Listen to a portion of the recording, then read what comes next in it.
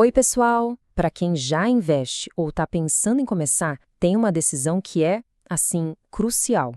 Investir em ETFs aqui no Brasil ou lá nos Estados Unidos.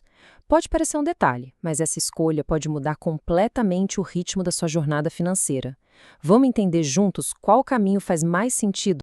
A pergunta que está na tela é aquela que todo mundo que pensa no futuro se faz. A questão não é só onde o dinheiro rende mais no ano que vem, sabe?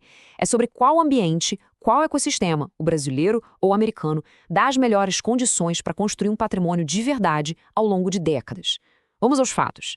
Ok, vamos direto ao ponto, sem rodeios, com base no que as fontes analisadas mostram para a grande maioria das pessoas que quer acumular patrimônio. A resposta é bem clara. Os ETFs dos Estados Unidos saem na frente, mas com muita vantagem. E agora a gente vai entender o porquê disso. Mas antes de olhar para fora, a gente precisa entender o nosso quintal, né? E a realidade do mercado de ETFs aqui no Brasil. Bom, tem umas verdades um pouco duras que a gente precisa encarar. 70. Esse é o número de ETFs que a gente tem na B3, mais ou menos isso. 70 opções. À primeira vista, pode até parecer um número razoável.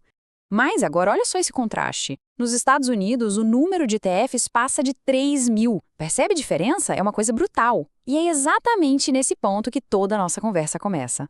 E essa escala muito menor aqui no Brasil acaba trazendo um monte de problema na prática, sabe? Liquidez baixa, que dificulta comprar e vender, taxas bem mais altas, que vão comendo o retorno, pouquíssimas opções de escolha e fundos com tão pouco dinheiro que, olha, correm até o risco de fechar, de simplesmente sumir do mapa. Beleza, agora vamos virar a chave e olhar para o mercado americano. E as características de lá não são só uma melhoriazinha, não. As vantagens são, assim, esmagadoras. Essa tabela aqui é sensacional para a gente entender na prática. Pensa só, para investir na mesmíssima coisa, o índice S&P 500. Aqui no Brasil, com o IVVB11, a taxa de 0,22% ao ano.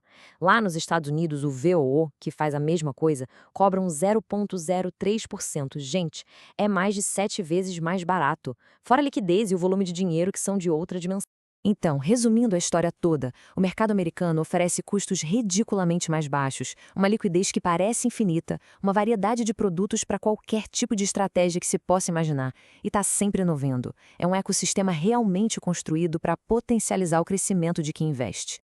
E tem mais um ponto que é super estratégico. Quando se investe em ativos que são em dólar, se cria uma proteção natural para o patrimônio. A gente sabe como o real pode variar, né? Quando a nossa moeda perde valor, o investimento em dólar sobe em reais. É como ter um colete salva-vidas financeiro.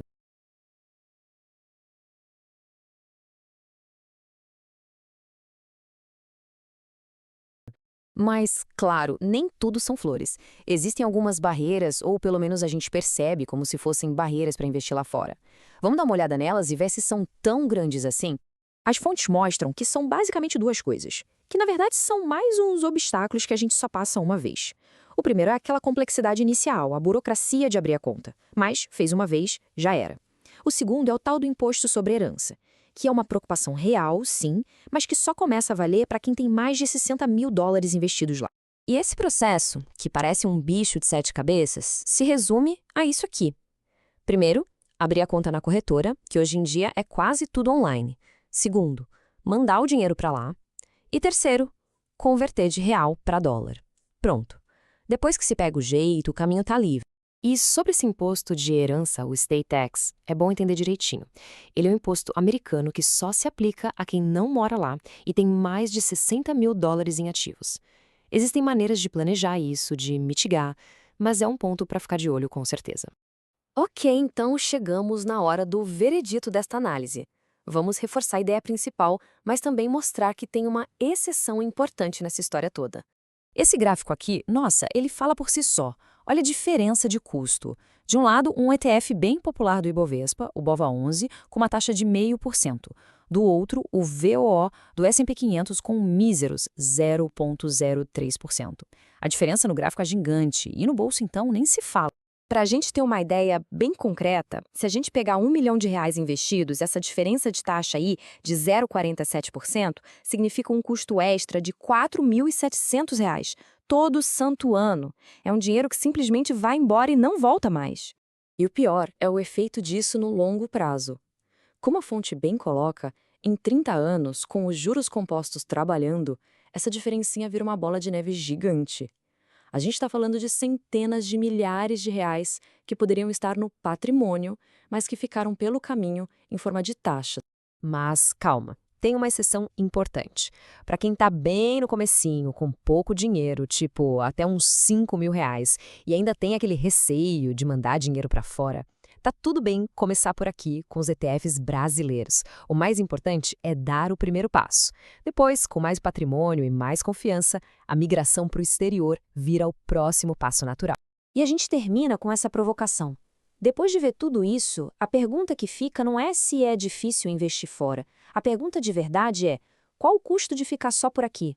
Qual o custo de oportunidade, aquele custo invisível que se paga, por não acessar um mercado muito maior e mais eficiente? É algo para se pensar, e muito, sobre o futuro financeiro de